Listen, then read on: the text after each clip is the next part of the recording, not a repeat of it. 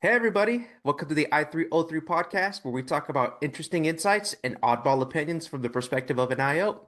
Today I have with me Sari Tindall, and we're going to be talking about AI adoption, skills versus competencies, and how to evaluate the effectiveness of your learning programs. But before we jump in too deep, I want to hand it off to Sarah so she can share a little bit more about her origin story. So Sarah, if you wouldn't mind sharing a little bit more. I'd love to. Thank you very much, David. Hello, I am Sarah or Sara, depending on which part of the world you are and how you like to pronounce it. So, I guess I have two origin stories, David. My favorite one is that I'm a third culture kid. So, I grew up predominantly in the Philippines until I was 18. So, my friends who know me in England will be wondering why my accent sounds a little bit different. And that's because I've just been speaking with David. This is what I sounded like when I first came to England. Yeah, And I have like a more kind of like UK focused accent. It's a bit different. But I guess those of you who are watching who have to navigate different cultures know what code switching is like. yeah.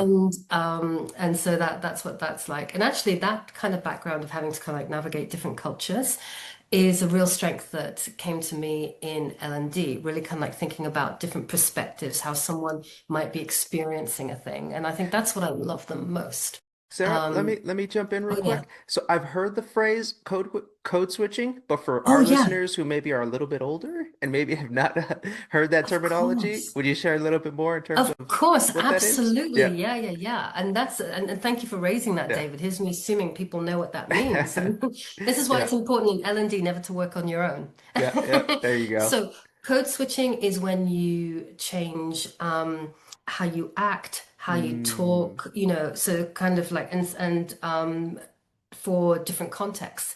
And actually we all do it a little bit. Okay. gotcha. So how we are at the home is very, I hope, very different to how we are at the Yeah. office. Yeah. Yeah. Because I'm hoping at breakfast time you don't ask your children for their business plan for the weekend. I like it. What are our KPIs this week? Exactly, Yeah. exactly. So go ahead Yeah. though. I didn't want to throw you off because that's a new Oh, concept to not me at too. So all. yeah, just wanted to Ah, yeah. no, no, no, that's fantastic. Yeah, that's the joy of this conversation, isn't it, David? Yeah. Yeah. Finding out fun things about each other. So my second origin story was I know that you'll be shocked to know this by looking at me, David, but I am actually Gen X. Okay. Yeah. Beauty regime sharing at the end of it all. Um, so I was studying literature at university, and my favorite genre is like late Victorian and Edwardian. And this was at a time of incredible change. I'm reading books that are coming out of America and the UK and how people like navigating the technological advances and what this meant for society and for themselves and for jobs. And um, and so like I was kind of thinking, wow, what an exciting age these people lived in. What a time of wonder and creativity and curiosity. Man, I wished I lived in those days. And then I looked up, this is in the late 90s. I looked up from my desk at the library and saw the banks of computers against the wall. And I just went, oh my gosh, I'm living in this age. And the next year, the internet became officially mainstream. I think they counted it on the number of purchases on Amazon or something like Yeah. that. And very early in my career, I was given responsibility for a company's website because I was good with words and young. So surely that's like the perfect Yeah. combination. Yeah. And that's how I kind of got into the world of the internet. Gotcha. Um, but really, it was when I discovered, when I was working in a different field at the University of Oxford, and I discovered the concept of digitally enhanced learning, like Mm, everything fell into place because I love this. yeah. I I have the soul of a teacher, but none of the talent. Or the Like, patience. or frankly, the patience. Yeah. Yeah, Yeah. There you exactly. go. And so I'm like, wow, the wonderful things about education while kind of like helping people to kind of develop that agency and grow and exceed their expectations for themselves. I loved that. And that's how I ended up coming into this field. There you go. So I'm Yeah. curious. you talked a little bit about code switching, Philippines versus the UK versus the US. And so it sounds as though Uh-huh. you have a pretty good perspective in terms of the similarities and differences amongst, each of those cultures. So I am not as familiar with the UK or Mhm. the Philippines. So I'm curious to get your thoughts on what do you see as some interesting or quirky differences amongst kind of the major cultures. Oh gosh, well, I mean, I think in the Philippines, their insistence on starting September and Christmas is something the whole world Okay. should start. Sorry, let's start that again. Yeah. In the Philippines, when they insist on starting Christmas in December, I think is a practice we should start again. Sorry. There you go. Yeah. So in the Philippines, they have this really important practice of starting Christmas in September, which I think should happen across the world. No, Okay. I am exaggerating. My favorite thing about the Philippines is just the generosity of Hmm. hospitality, of heart. It's just my favorite place there, you know. And also, if you can cross the road in the Philippines, you can cross the road anywhere. It's like I Yeah. lived in Manila. I could cross those roads and not die, and that's a special skill. Yeah, yeah. It's just a wonderful, wonderful country. And in the Philippines, I spent a lot of time with Americans. Um, Okay. and so it's really interesting when you're kind of working in different cultures. I often talk about oh no, I'm going to talk about technology that the kids don't know about, David. An Yeah. overhead projector.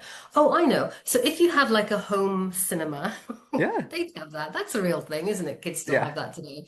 You know, when the focus is slightly out, that's actually more disorientating than if it's Okay. really out. Yeah, if you think Okay. about it like that, like if you're wearing the wrong prescription glasses, if they're Hmm. really wrong, you can tell the difference, right? But if they're slightly off, you can kind of walk around and then trip over. Okay. And I'd say Gotcha. it's the difference between British and American culture. There's so many similarities, but it's just slightly off, so you can trip up Yeah. easy. Whereas, you know, Filipino culture versus American and British culture, very different. So it's easier to kind of notice the Yeah. gaps. And I Yeah. think that is something that's important for us to think about, again, as I'm talking about navigating our culture in work. We don't Yeah. know where people have come from. And even, I mean, the States is hugely diverse. You know, the New York versus Yeah. Louisiana, you know, Yeah. it's massive. And so you need to just be really thoughtful when you think about how you're going to equip your business Yeah. for change, for example, and just kind of like, what does this mean for every individual? We're starting to stray into your favorite territory, aren't we, David? Because I can see Ooh, it on your yeah. face. Yeah. A little bit. So before Yeah. we get too deep into that, there is another perspective that I wanted to get from you. So I Mm. know Americans have a certain reputation across the world, Hmm. and I'm curious to hear kind of in your experience interacting with Americans, do we live up to that reputation or, are we off from Oh, it? What are some yeah. kind of, I don't want to say So stereotypes, but kind of like expectations that I that the don't rest of the know. world has? Yeah, I don't know what the word is, but you know how in America you have Anglophiles? So I'm very much an Americanophile. Okay. Okay. So the generosity, the values, the hospitality in America is just wonderful. And I know it's really easy to go off on one around the political side of things, but even I guarantee you, um, if you met someone who held, if you met an American who held very different political beliefs to you as a European might have, you actually wouldn't know it because of how they treat you. Gotcha. Okay. So I just think just the manners that Okay. I've encountered, Yeah. and the kindness whenever we visited the States. I love it. There you go. Gotcha. Perfect. Yeah. Yeah. And so for me, even so, I want to do a better job of being able to travel the world and to kind of Hmm. expose myself to these different cultures. Yeah, I'm always curious to see what people outside of the US, how they view Yeah. Americans. And yeah. Oh So gosh, well, Americans' enthusiasm for old stuff is yeah, yeah. delightful. You know, Okay. it's really wonderful because this is why I live quite near the city of Oxford and I love walking behind American tourists because I see my city in a different way. Yeah. You know, and like your appreciation to get out the country because you live in such a huge country, right? So to see something different and your appreciation, typically American tourists are just so appreciative of what they're looking at. You're just kind of like, Oh, yeah, that's a helpful perspective. Again, can you see this is a really good model for why we need to have diversity in the Yeah. workplace? You know, Yeah. the difference the perspective gets. Yeah, that brings it's really it's not only is it a good thing for a company, it's just a good thing for the world, isn't it, David? Yeah, there you Yeah. go. Perfect. All right, so transitioning now into kind of our topic of discussion for today. Mm. So the first thing is I'm curious to get your thoughts and perspectives on the difference, if there are any, Hmm. between skills and competencies. Do you see them Oh, as yeah. different? Do you see them as the same? Do you see them being applied differently in the workplace? Tell me more in terms of your thoughts on the skill versus competency debate. That is a great question on that. Um, I've spent a lot of time listening and observing. What you're about to hear from me is based on the amassed wisdom from other Yeah, people that I've seen. Really, I wish I could remember his name. When the student is ready, the master appears. And I was finally ready to hear what this guy said. It was kind of like the thing you need to focus on is what is a task that people need to do? there you What go. is it that they need to achieve? Okay. And so then what are the composite elements that they need to achieve that task? So I have managed to not answer your question, but Yeah, given you a different model instead. And then kind of like the rest arguably is semantics, but I'm quite happy for someone to come back and go like, because I also think words are important as well. yeah, I think the one, so that's where I'm kind of like, what is it that people actually need to do? And then what are those composite elements? Um, that is difficult though, because then you start looking at individuals and that is really hard to scale. And I'm saying, well, that's why you manage, we need to equip managers to do this on yeah. the micro level. At a Gotcha. macro level, you can be really clear as a business, we need to achieve. If you think of the business as an organism, what do we need to achieve as a business? Those are the tasks, as it were, to oversimplify kind of thing. And so what are the constituent elements? What are the constituent skills, I guess? And actually, I think it really does depend what sector you're in as to whether skills is a more important word than competencies. Yeah. Um, and you kind of take it from there. That's my position on Yeah, yeah, it. gotcha. Yeah. And so for me, I'm actually working, or recently, I've worked with an organization where we had, depending on the line of business you were in, within human resources or the people sciences or the people business Hmm. themselves. So we had kind of talent acquisition, learning and development, and performance Hmm. evaluation.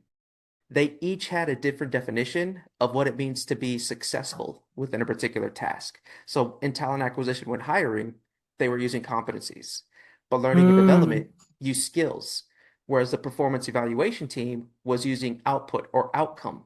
And each one of those is they're all trying to tap into the same thing, but they're a little bit different. And so, And that nuance is quite important. It's back to that focus lens that I said. It's just different enough for people to trip up. yeah, yeah. Yeah. And so for me, I see two perspectives. I see it from kind of those different lines of business, but also the employee themselves. So on the Mm-hmm. one hand, we have the employee where they may get the perspective or the perception that I'm being hired on one set of criteria, being trained or developed on a second set of criteria, and being And being, evaluated on a third.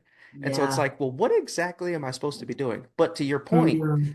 on the employer side or the organization side, they need that nuance for each one of those to get more precise in what they're measuring. So, long story short, I don't know what to do in that situation, or I don't know what would be the best route forward. Based on kind of Mm. what I described, what are your thoughts? Do you have any recommendations? Have you experienced something similar? Do you know what? I haven't, Okay. but that is really fascinating. Yeah, and that's And super in the and it's weeds. fun, Yeah, yeah. yeah, And that's kind of like a fun problem solving thing. Because I'd have thought all three yeah. departments have the same goal, which is retain and grow talent. Hmm. You know, it's easy because this isn't the company I work in, but Yeah, yeah, can they actually change the metrics yeah. that they're using? That's a great question. And for me, the thing that I'm curious about is, and I've tried to do this in past organizations I've worked with in the past, to create a universal definition across all lines of business that when Mm, somebody is effective in the workplace, it's because they have this skill or competency, whether we're hiring, mm, developing, or evaluating performance. And so, is that the best route? I don't know. But it mm. creates consistency on both. I'm going to use a political term here on both sides of the aisle. So the employee has Yeah. consistent expectations, but also the departments within the employer side also has consistent expectations. And now they're the same thing. Rather than it being different for the employee, different for each department within Mm. the organization itself. Because what I like about your approach is it's goal focused, Hmm. you know? And that's, you can get as nitty-gritty as you want Yeah. about skills, but if the for why is missing, Yeah. you can't then justify a budget renewal. For Yeah. example, Yeah. it's like, hey, you know, I made, 3,000 people skill this year. Yeah. Yeah. And the CFO is kind of like, so all I'm seeing is a negative line, Yeah. you know, how has this actually impacted the company kind of thing. So that's what I really like about your approach. Because it is opposite ends of the aisle. They are at the Yeah. sides of the Yeah. aisle because they've got Yeah. different priorities. In one's, well, no, do they? They have the same priority, Yeah. which is growth, whereas the business wants its own growth, whereas the individual is keen for their own growth. And this is where you want to find that, that lovely sweet spot in the middle where it works for both parties and everyone's a winner. Yeah, So, yeah. So yeah, I yeah. agree, and I think this is a conversation that's going to continue to happen. So from my experience, I've seen a pendulum swing between skills versus Mm. competencies. So I'm going to walk a little bit down memory line, and then feel free to jump Hmm. in, whenever you want to. So from a people sciences perspective, I think when it comes to identifying what's needed within a particular role, we conducted a job analysis. So essentially Mm. identifying the task, knowledge, skills, and abilities. So this is early in kind of people science history. That's kind of Yeah. how individuals identified what somebody's going to be doing and to what degree. As we started analyzing the job, knowledge skills, they just started to bubble and bubble and bubble. And before we knew it, there was hundreds, if not thousands, of these characteristics needed to be successful. It's Mm. unmanageable. And Exactly. I And think people make a that, lot of money yeah, selling the myth that yeah. their products will make this neat and tidy for you. Yeah. And so they Yeah. did. And so vendors decided, okay, that's unmanageable for an organization. Let's start to condense them, combine them into different categories. And then I think that's where competencies came about. So it went from a Mm. really manual process where there was hundreds of thousands of skills, unmanageable. Vendors come in, condense it down into competencies. But I think now that we have AI, we're going to expand back Hmm. out into those thousands because it's no longer as manual of a process where we can have some kind Yeah. of chatbot, some kind of agentic AI being able to track that over time. Is that Mm. realistic? Do you think that's an actual possibility, or am I I think pie in the sky? so. Now, can't remember who was doing this, but they did quite an in-depth skill analysis in their Mm, company and discovered that even though it was again a tech company, even though people were in different kind of departments, they all shared a hmm. significantly high proportion of capabilities and skills. It was like 75%, and then the Yeah, extra bit was their specialism. yeah, And this really helped them unlock within their people a willingness, particularly in tech, where it's kind of like, I must be expert, yeah. to show actually you already are. So Hmm. just invest in these areas and you can easily move department or upskill into this new area where we need you to grow.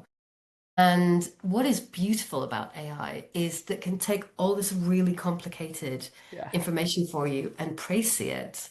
yeah, I love it. It's really lovely. And we come back to the personalization. I kind of feel like all the things that we have dreamed about in organizational design and L&D and in HR, all we've ever wanted has suddenly become yeah, potentially possible. yeah. This personalized kind of approach is possible with AI. I'm excited for it. So Yeah, I agree. And I think we're at a precipice right now when it comes to AI, not just implementation, but utilization in the workplace. So I think over the mm, last couple of years, organizations gave kind of the green light to start experimenting. But mm, I think we're getting to the point where organizations are now asking themselves, okay, team, HR department, you had 2 years to experiment. What's the benefit now? Tell me how this is Mm, working. Tell me how this has benefited the organization. So I think we're slowly making that transition. But I think a big holding block is individual employees within the organizations themselves, their willingness to adopt the AI. I don't know why mm, there's this reluctance or this a little bit of a pushback, if you will, in terms of individuals hmm. not being as open. Are you seeing the same thing? And if so, Yes. what is Yeah. holding individuals back? So it would be, I think it'd be a fascinating research piece to find out the different drivers behind it. Mm, Um, but I think, we could get a change expert in here yeah. and she or he would probably be able to summarize the behavioral things around it. But I feel like everyone needs to have a moment to just freak out. Mm, Okay. I yeah. needed about a week. Wow. And I feel that I'm not one of those leading edge adopters, but I am fairly early. So if it took me a week, how much longer do people who do think twice before touching the button that says don't touch, you Yeah. know, Yeah. um, you know, um, how much more time do people need to go through that process? I don't know what the AI equivalent is of the stages of grief, but I feel like there Mm, needs to be one hmm. because it is such a head wreck. Yeah. If we think about, and again, the glorious thing about being a Gen Xer is I've seen it before. It's just much, much faster, you know. But I can also rely on people to be people, Yeah. you know? Yeah. So, Yeah. and that people to be people is that whole kind of, I'm gonna touch it, I'm gonna touch it, oh, it burns. Oh, but Yeah. what can I do with this Yeah. kind of thing, you Yeah. know? Um, and so my theory that is not based in any expertise or any research whatsoever is I just wonder if people need their moment to freak out Mm, before they're ready to hmm. start trying it. Yeah. Yeah, you might Yeah. be right. And I think so for me, I don't want to say I'm on the bleeding edge, but I'm close. So I'm right behind Mhm. that first line. And the more Yeah. I use AI, the more I'm starting to see, I mean, it's getting to the point where I don't know what it can't do. So I'm not even asking Mm. what it can do anymore. I'm asking, okay, what can't it do? And Yeah. that list is getting shorter and shorter and shorter by the day. And what's crazy to me is the exponential growth I've seen within AI. So I had a chance, I was there. I think ChatGPT was the fastest application to ever reach 1 million users, like across Mm. all applications, whether it was Facebook, Instagram, any other application. I think ChatGPT was the fastest to reach that in 2022. And so I was one Mm. of those individuals. And even back then, I was like, okay, this is pretty good. I see it to do a little bit of research for me. And it wasn't a home run or was it, Hmm. fantastic, but it was a good, like, I'm just gonna ask it a couple of questions and it gave me, this kind of rudimentary Mm. report. Tried it again last week, leaps and bounds difference. And that's only been It's 3 years. phenomenal. Yeah, Yeah, and even just like I noticed there was a point last year when the translation there you just go. dramatically Yeah, improved. Like before, we'd like share with our German colleagues, just even the word in word, you know, yeah, Control that's A, right right. click, Yeah, translate, and they would have to kind of like fix 75% of it. And then there was like a point last year when it was just like a couple words, and I'm like, yeah, whoa, yeah, that's a big deal. But actually, your story reminds me of a pattern I see often where um, someone is excited about a thing and you share it with people and you talk about all the amazing things, and then someone who hasn't even started will then yeah, think, I'm just not good enough for that, yeah. you know? So I wonder if that's part of the Hmm. hesitancy. Okay. Maybe it's not within my reach, or even like I even like I didn't have the imagination for a long time of how could this help me. Yeah. Until one day I just sat down with Copilot and told him about why I was having a particularly tough time with a task. And it Yeah. just went, oh, if you just do X, Y, and Z and give me A, B, C, I can fix that for you. And 4 days of work became 20 minutes. Yeah. Yeah. Yeah. You know, so again, it's kind of, so I wonder back to kind of like what is holding people back. I think maybe those are, again, two examples of many. Gotcha. that's possibly impacting it. Because you know the So kind of like the urban myth of kind of like how did people discover stuff? yeah, Well, it's kind of like, well, a lot of people died eating the berries before we yeah, discovered which berries were safe to eat. yeah, And so yeah. maybe there are people just waiting for all the berry eaters to see who survives before they follow on, maybe, you know. Gotcha. Yeah. And so going down kind of pulling on that AI string, we're seeing this a lot in the US in terms of individuals who are just graduating university. They're struggling Mhm. to get those entry level roles. And a big part of it is Mm, because AI can do a lot of that, I don't want to say rudimentary, but entry level type of work, whether it's research, spell checking, mhm, creating presentations, really fundamental business fundamentals, if you will. mm. Are you seeing the same thing in the UK out of curiosity? So, based on what I'm hearing, a lot in the stuff I'm reading and hearing in the podcasts that I listen to, Hmm. yes, my Okay. take on it is at the moment it's about financial conservatism. So Mm. companies are trying to just pull their horns in a bit just because of geopolitical issues, Yeah, frankly, yeah. you know, Yeah. that's limiting everyone's willingness to spend. You Okay. know, and so there's a whole generation that they're getting canned for it. But I think that we have to be really careful that, you know, if we look at the population model in Japan, where it's very old and they're having to Hmm. invent robots for elder care, you know, Yeah. as businesses, we need to avoid that future. We do need to have a pipeline of people coming in. And so I know I've shared before with you in our conversations, one of my favorite analogies was when the motor car came along, farriers, the guys who made horseshoes, had a choice to make. Were they guys who made horseshoes, or were they people really good at bending metal? Mm, Now, that analogy works great if you already have a job and you're kind of panicking about the impact AI has and just kind of thinking about your skills and what it means with AI.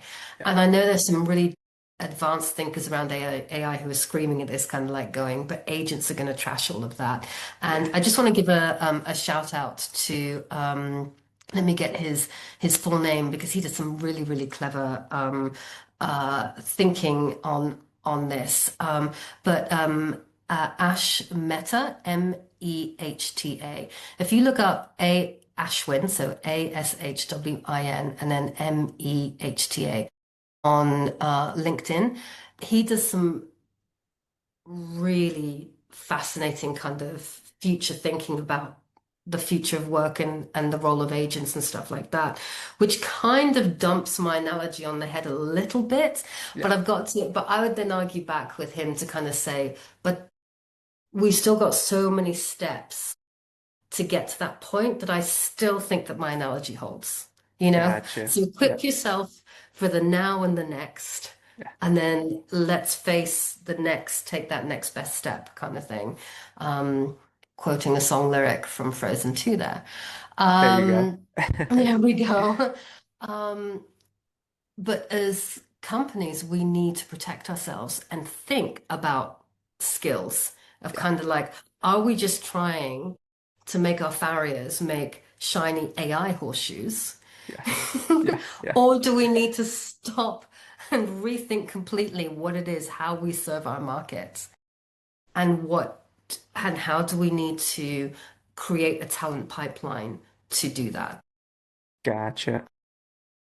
Yep. So we have kind of AI implementation, AI adoption on the one hand. So that is still, I Mm, think, a work in progress. Organizations, they're each going to have to figure out how to navigate best through that. But assuming, so mhm. let's say somehow we develop a magic potion and all organizations are able to do it. And let's say you come in and you're able to design a curriculum or design Mhm. an experience for employees to be able to make the transition to we're not using AI to it's embedded within everything. And let's say Yeah. there's also a magic potion where you develop the perfect program, you develop it, implement it, and it's rocking and rolling. I'm curious to get your perspective in terms of once it's developed and delivered, how would you evaluate its effectiveness? How do you know if a learning program Mm, or a learning experience is meeting what we set out to meet? If you could yeah. tell me a little bit That more. Yeah, so I know where you're getting to, David. But if I scroll bit. back a Yeah. bit. Yeah, Exactly. yeah, Thank yeah, you for my little yeah. breadcrumbs. But I'd like to kind of scroll back about that, Sure. of just kind of like, um, there is so much useful and valuable advice and case studies out there that it can feel like you're getting a fire hose in the face. So Mm, again, actually, talk to ChatGPT, talk to Gemini, talk to Copilot, and tell them your woes. To say, this is my okay. context, you Yeah. know? What is the latest best practice in this area? And it can really help you get started and kind of think this is where we need to kind of go as a company. A really, really helpful. And I love models because I think people like to think like that. They need frameworks and Hmm. scaffolding. We've had, you know, this is how we learn, this is how societies work, and kind of like rules. Yeah. You know, and kind of like grid lines Yeah. within which we work. Um, and so I would say that magic potion would be a Yeah. very people-centric Okay. thing, you know? And so it's, sorry, go for it. You look like you can Yeah. ask a question, No, yeah, I was David. gonna say, tell me more. People centric? What does that Yeah, mean? exactly. Yeah, That's yeah, just a fancy yeah, word. Yeah, yeah, unpack that. You yeah. know? It's really kind of being really clear. Let's say the companies could even be as vague as do AI, you know? Mm, hmm. But the thing is, people are smart, right? And then so maybe your security department are kind of like, do you know what? There are ways that we could automate a lot of our processes that will um, free us up to really kind of work on how we can protect ourselves from you know the different kinds of cyber attacks and bad actors and things like that. And these are the, you know, wouldn't it be brilliant if, I mean, particularly with the, if you work in the IT sector, you know, these women and men are always thinking kind of like, oh, if only I could do X and I could do Y, you know, and AI technologies are giving them the keys to a lot of their wildest dreams kind of thing. So it's again putting the agency into the people. Like just the other day, I was talking to my colleagues in HR, and I was like, what is the one thing that if you no longer had in your life, you could actually do good work? And they're like, answering questions about annual leave. Oh, okay. Yeah. No, particularly towards the end of the year, it's kind of like, can I roll over? How many do I have left? You know, and if you could just Hmm. ask the Yeah. HR agent that question, then they can really focus on kind of like more one-on-one coaching or, you know, things that are all about people's growth and development and stuff like that. Um, so that whole kind of, you know, exploring what's a problem that can get solved. And then kind of like, did you know these tools can solve it? Here are ways that you can exploit these tools to help you. Here are examples of how people are doing it. And so that's what I mean about kind of like people centric. So rather than Mm, making them sit through a video and watch stuff, yeah. it's more of a consultative piece. And Gotcha. again, within a framework. So there's an advertising agency called WPP. They came up with this great framework of thinking about AI capability in these like an experimenter. So literally just going into Copilot and going, how do you work? Yeah. Yeah. Then an efficiency seeker, so the people who kind of like use Copilot to rewrite emails or whatever. Um, Integrator, so they're using AI to start handling emails and organizing their lives and stuff like that. Collaborator, that's when you're starting to use agents Yeah. to run your life. And then this last one, which is a leader, which I can't remember the full definition of it, but I guess they're probably running like agents are probably members of their team now at this. Gotcha. And then kind of like as an individual and as a team lead, then it's your decision to decide for our role what is appropriate. Should we aim to be integrators? Should we aim to be collaborators? Is it appropriate that we are leaders, kind of thing? And then what steps do we need to take to get there? So the very long-winded answer to your question is kind of finding a model that can help people make sense to navigate the sea, you know. Gotcha. Oh my gosh, I feel like a Moana analogy coming up here now. Yeah. Yeah. I'm Yeah. kind of like, what, you know, kind of like be the wayfinder, you know? There you go. So yeah, and I think that's what's the big impact for L&D now. We need to, for if you're still thinking of yourself as someone who provides training, no, you are creating agency. You know, you are helping people to be their own wayfinders. So, Gotcha. yeah. And so with that, what you described is, and I've started to see this trend. I'm going to share my age a little bit. So I'm right on the cusp between Gen X and millennial. So I'm like right Yeah. at that I can You're go either Xennial, way. aren't you? Yeah. Yeah, Actually, yeah. you're quite a young Xennial, aren't you? When we last spoke, we found that. Yeah, Yeah. I'm somewhere Yeah. around there. I just had a birthday recently and it's I don't want to I feel older than yeah. So Embrace it, David. yeah, It's all good. I know I'm getting old. But with You that, look so good for 55, I've got to say. I'll take it. He's not 55, ladies and gentlemen. So, but what you were sharing, and I'm gonna share my age because I've been in L&D for a little while now. I'm starting to see that it's not kind of a check the box training, one and done type of thing. What you're explaining is feel free to let me know if I'm off or I'm late to the Mhm. party, but learning or L&D is now becoming more experiential, meaning it's not just you attend this one class and that's it. We'll call it a day. It's how do we embed Mhm. this to be a part of who you are as an employee, potentially as a part of who you are as a person. So multiple touch points, multiple reminders, multiple opportunities for someone to engage in that behavior change or gain that new knowledge, that new Mhm. skill, et cetera, et cetera. Would that be fair to say? Do you see that kind of being the primary focus of Yes. L&D nowadays? In my opinion, yes, Okay. absolutely. And I'd say that is within the context from a kind of like a very business focused performance consultancy piece. Gotcha. Because it's all well and good doing these fancy programs, but if it doesn't have an impact on the bottom line, people lose their jobs. So we have a strong responsibility. In my opinion, I keep the business running so we can all keep our jobs. There you go. Yeah, yeah, So, and that's by equipping our people to be the very best that they can be. And no company runs without excellent people. yeah. So, I know that sometimes when you see in the news with the layoffs with, Amazons of this world and stuff, you can sometimes feel like you're just a cog in all of that. But ultimately, um, businesses do need people.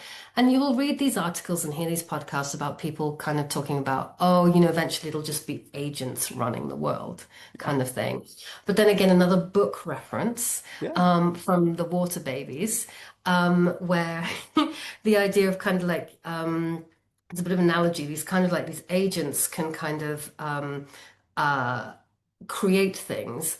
But what about, but have you ever seen well, actually, an agent can create another agent, I suppose. Yeah, But it's that oversight piece that is missing. gotcha. And um, and that whole kind of what could we do next? Like what you're doing, David, your Yeah. ideas are kind of like, let's try that, let's try Hmm. this kind of thing. Yeah. Yeah. But there are people who think about this more deeply and with um who are far more articulate about this than I am. And a lot of them are quite technologically deterministic. So if that freaks you out, don't engage. Yeah, yeah. There you go. I'm not at all. I'm not at all. Because of what the pandemic showed us was we need each other Yeah, ultimately. And I think that's why I am optimistic about the impact that AI will have on us as a society. yeah. That I piece will never go.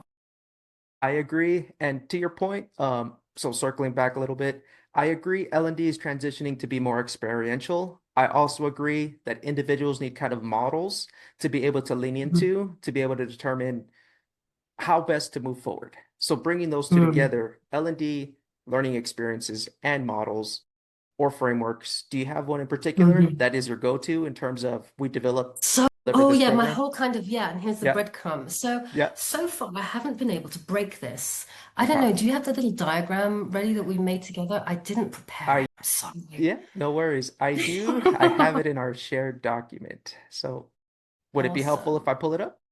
Yeah, if that's okay, because Okay. it'll help me stay on topic. So let me Because it'll be interesting to see how many of my random literature analogies make it in the final cut. I will not be upset if some of them go, because some of them are very tangential. So it's good if we have a picture to keep the conversation uh, Oh, anchored. sorry. Gotta make sure I'm sharing the right screen here. I know. Or else I'm going to know what your family are getting for Yeah, yeah. Christmas. So here is a little framework that I use. And I did think it wasn't going to work for an AI program I wanted to trial with my colleagues in human resources, but I think it will. So, what I do whenever I work with any department or team about an improvement that they want to make, and it's become clear that actually, yes, training is the right solution. Um, okay, so we're going to do a pilot first. That's what we'll always do, kind of try it to see if it's actually meeting the desired outcomes. And so the first question that we'll ask the pilot group is, how was the experience? Did you enjoy it? And if they didn't, find out why. So we had this great recent one where we were trying an AI sales coach, and we had this knee-jerk reaction from someone going like, "Oh no," just kind of it came off really negative. And then when he filled in the survey, we realized no, he wanted more of it. So it was Yeah. kind of like, why was this not a great experience for you? It's like, oh no, I wanted to be challenged. I want to do this more. I want different scenarios. I want it to be more challenging in this area. So actually, it was, you know, um, he did enjoy it. Yeah. So There you go. Yeah. yeah, um, but also, you might think that you've targeted the right issue, but then you get feedback from people and kind of going like, I know you've been asking us to work on this, but actually it's that that's going to make the difference, kind of thing. And so just enjoyment of an training or a learning intervention has a huge implication. Sorry, is a huge leading indicator of whether that is going to stick. Yeah. Okay. And then, so then your next question you want to find out is, do the participants believe that they have improved? So if they actually kind of like, no, I didn't, I had a great time, but I didn't really improve. It's kind of like, great, let's go to Six Flags. It's the same Yeah. experience, but it Yeah. doesn't actually going to do anything for the business kind Yeah. of thing. And then why didn't they believe they improved? So common feedback in this area is all kind of like, well, actually, I didn't practice afterwards. So during, it was great, but then I didn't have an opportunity to apply, so I've not been able to approve. And it's like, oh, that's something else that we need to fix, for example. Um, and then you start saying, well, is there actually evidence that they improved? So you can maybe talk to peers, talk to managers, see if there's other metrics that you can involve in all of that. And again, if the answer is no, but the participants really did believe they did, why is that? Find out, are you perhaps measuring the wrong thing? You know, or maybe the participants actually don't have good self-awareness of their performance. And so that's actually a more important intervention that needs to be addressed before the thing that you're trying to handle in the first place, perhaps, for example. But imagine everyone loves it, they believe they've improved, and it's so clear they have improved. You're done with your pilot, find out why it all worked, and then take that information to then help scale because what works great for 5 people might not work for 500 kind of thing. And Gotcha. so, yeah, so that's the model that I Yeah. take. So Um, for me, I really like this model. And the reason I say that is it's kind of a big leap in terms of we developed this program. Did it mhm, improve, KPIs? And it's like, well, there's a lot mhm. that happens in between there. And so I like how Yeah, your model, using the breadcrumb analogy again, has those exactly. breadcrumbs or has that chain of evidence to be able to say, well, first we had to go A to B, B to C before we can finally get to Z or Z. I know how the UK, Yeah, yeah, likes to say exactly. that. So it's not just A to Z, it's this is everything that happened in between. So I really like Mm, that framework. And I really like how you kind of laid it out. We got to have a positive experience. Do individuals feel they improve? Is that does that map onto reality? So I really like this yeah. framework a lot. Cool. Thank you. Thank you. And what I love about building on with it is it's kind of like, first of all, we always get such a positive response from like, you care whether I liked it? Like, yeah, that's really important to Yeah. us. And then suddenly that we get much richer feedback as a consequence in terms of what they felt work and didn't work. And then we get much deeper involvement, it's engagement with the kind of like, this is how I believe I've improved. And also we feel that it builds greater psychological safety for when we get third party evidence as to whether they have improved or not. And then they realize that we're actually caring about the intervention actually helping them rather than judging them. So we're saying, this whole thing is about, is this thing actually serving you? Not, because so often otherwise learning programs can feel a bit like it didn't work, therefore you failed. Yeah, No, the yeah, program the program failed you. I agree. So Yeah, yeah, that's the focus of this approach. perfect. Awesome. Well, thank you for sharing that, Sarah. That's definitely, I think, helpful, useful, and I think more organizations should definitely be implementing or utilizing something similar, if not this exact same model. Sure. Oh, thank you. Yeah, I have one Disney analogy to help sure. people get through the whole kind of AI Yeah, morass thing. yeah. It's I really do recommend watching Frozen 2. Okay. Okay. Um because there's a point in the movie, like the whole goal in the movie is to save the kingdom of Arendelle. But so much stuff happens, and then there's this point where Anna is just basically left completely on her own. She knows she needs to save Arendelle. She does not know how. And she sings this beautiful song about basically all she can do is what the next right thing, you know, and because that's all she knows how to do. Um, and that's what I urge you guys, just do the next right thing. Okay. You know where you need to be and just do the next right thing. And again, this is why I like this model because it's just about focusing on what you can know and understand now, and then use that information to then make the next smart choice to get you along there. And anyone trying to sell you some kind of magic framework that's going to get you through a whole process, Yeah. yeah, it's a great way for them to take your money, is what I'd suggest. So, yeah, Perfect. Awesome. Well, I think that's a yeah. fantastic place to call it a podcast for today. I want to thank you, Sarah, for jumping on, having this conversation, and sharing your perspective. If individuals wanted to connect with you, where would you recommend they Oh, go? yeah. Yes. Oh, please just find me on LinkedIn. It's just you can see Sarah Tindall there. If you just look for me. Yeah, my profile photo is of me laughing because that's a common thing. But you'll find me quite quickly just through that. But I've really enjoyed our conversation, David. It has gone so quickly. Yeah, it really Um, has. So I want to Thanks for thank you the for the note time. outs. And yeah, Yeah, until next time, thank you all for listening. great. Thanks, David.